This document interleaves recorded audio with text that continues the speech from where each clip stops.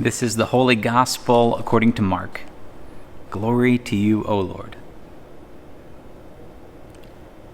King Herod had heard of the disciples preaching, for Jesus' name had become known. Some were saying, "John the Baptizer has been raised from the dead, and for this reason these powers are at work in him." But others said, "It is Elijah." And others said, "It is a prophet, like one of the prophets of old." But when Herod heard it, he said, "John, whom I beheaded, has been raised."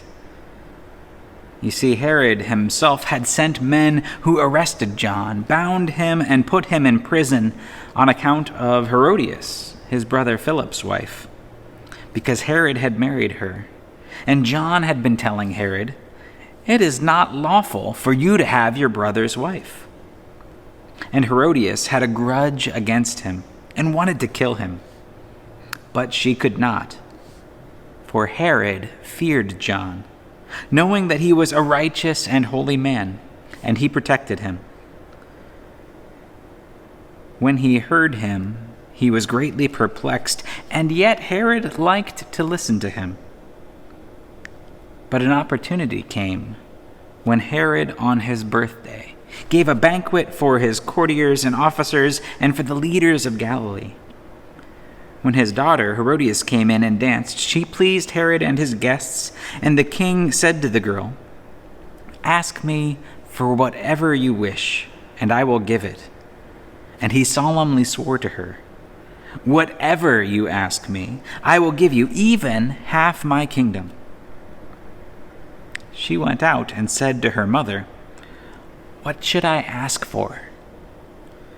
And her mother replied, "The head of John the Baptizer." Immediately the girl rushed back to the king and requested, "I want you to give to me at once the head of John the Baptist on a platter."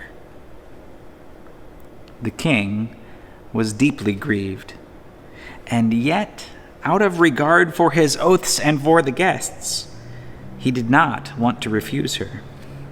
And so immediately the king sent a soldier of the guard with orders to bring John's head.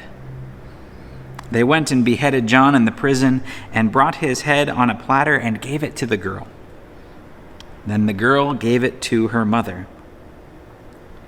When the disciples heard about this, they came and took his body and laid it in a tomb. The Gospel of the Lord. Praise to you, O Christ. This summer, I've done a little bit of traveling, a little bit of vacation with my family. Maybe you have too. Our vacations often involve traveling down to Indiana to visit family, and we pile all the kids into the van and get going, and we get our way moving down the highway. And maybe this happens to you sometimes, but you kind of get in a zone sometimes when you're driving down the highway. You get, your cruise controls set just right. You know kind of how fast you want to be moving. You're kind of rolling along, and you come up to a car in front of you going just a little bit slower than you got your cruise control set for than you'd like to go. And so you kind of go in the next lane over to kind of make your pass, go around them. And as you're going past this car that was going just a little bit slower than you before, they start to speed up. And so now you're in the fast lane, and the car is kind of keeping speed with you, maybe trying to go a little faster. And then you have a choice. You can kind of slow back down and get back behind them where you were before, or you can just bump the cruise control up a little bit faster and get moving a little bit faster, kind of finish your pass. And sometimes when you do that, the car next to you speeds up a little bit more. In case you can't tell, this is based a little bit on a true story, but it's so easy as you're making this kind of pass to just kind of keep racing the person next to you, going a little bit faster and a little bit faster and a little bit faster until both of you are zipping down the freeway much faster than either of you probably intended to go. And while I found myself in this situation a couple of times, what tends to snap me out of it is if my wife is paying enough attention, she'll look over at me and she'll just say, "Ben, it's okay to lose."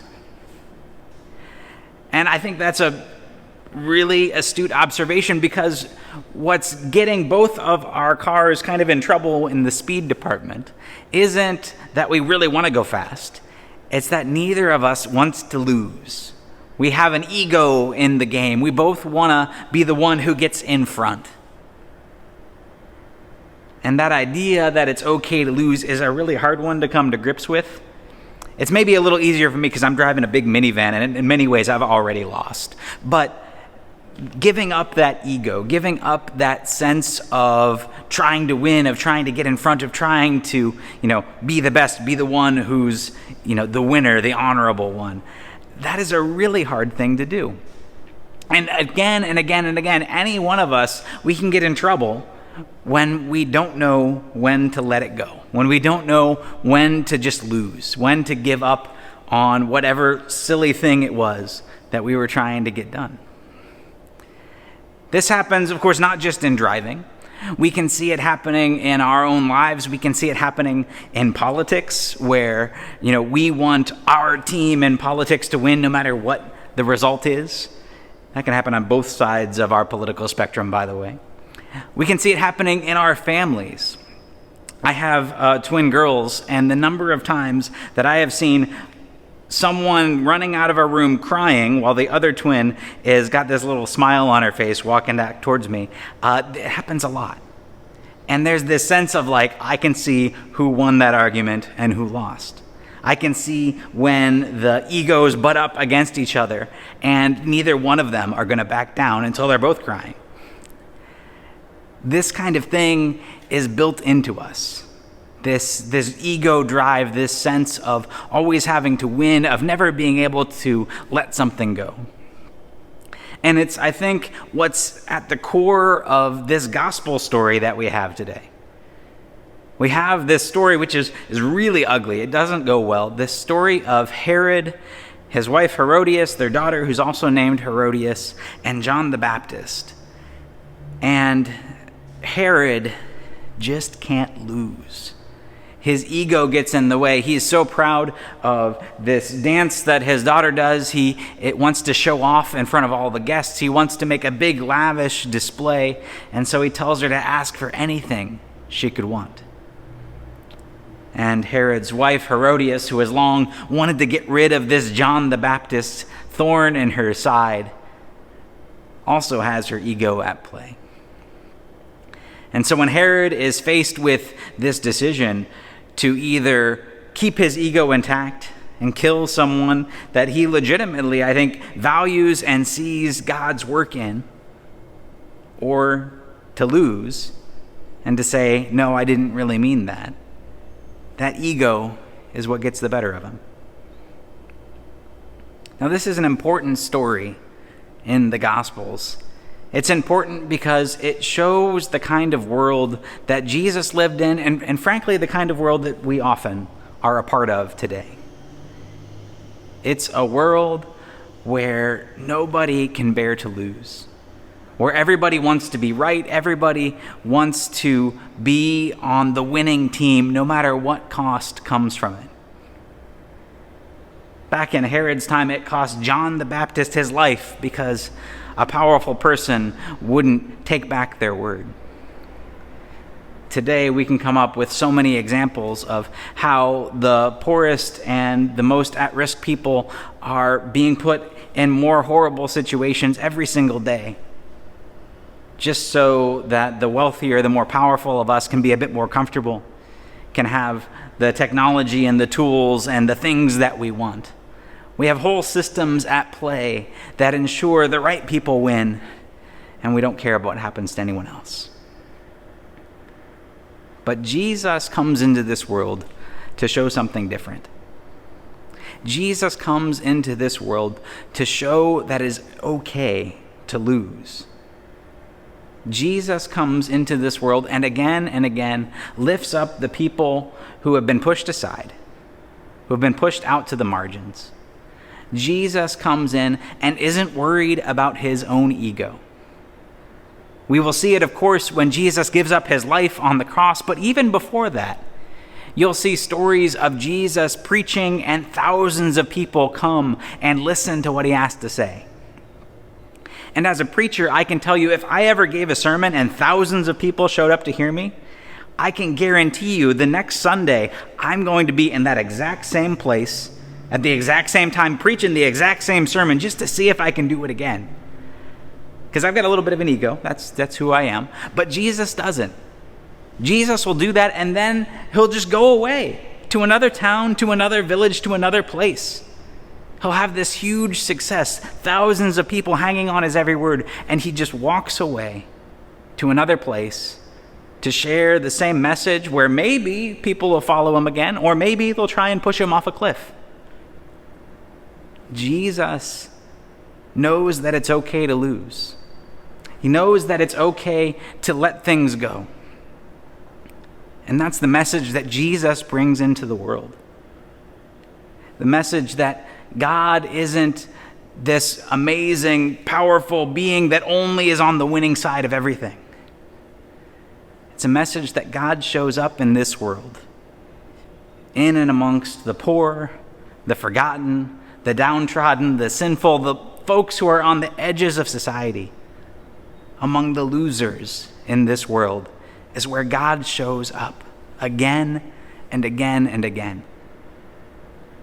And Jesus shows all of us that we can be the ones who lose, that we can give up our own ego for the sake of caring for those around us, that we can give up our own need to be right so that we can have a stronger relationship with those in our families and in our friends and in our community, that we can be the ones who can make that sacrifice that brings the world together, that shows the world that God is all around us.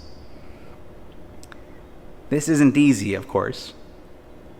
When I'm driving down the freeway, I still get in those moments where I have to be the winner, I have to get in front. And yet, sometimes, there's that voice from the passenger side or from somewhere else that tells me it's okay to lose. That tells us it's okay to let go of that ego, of that drive that we have.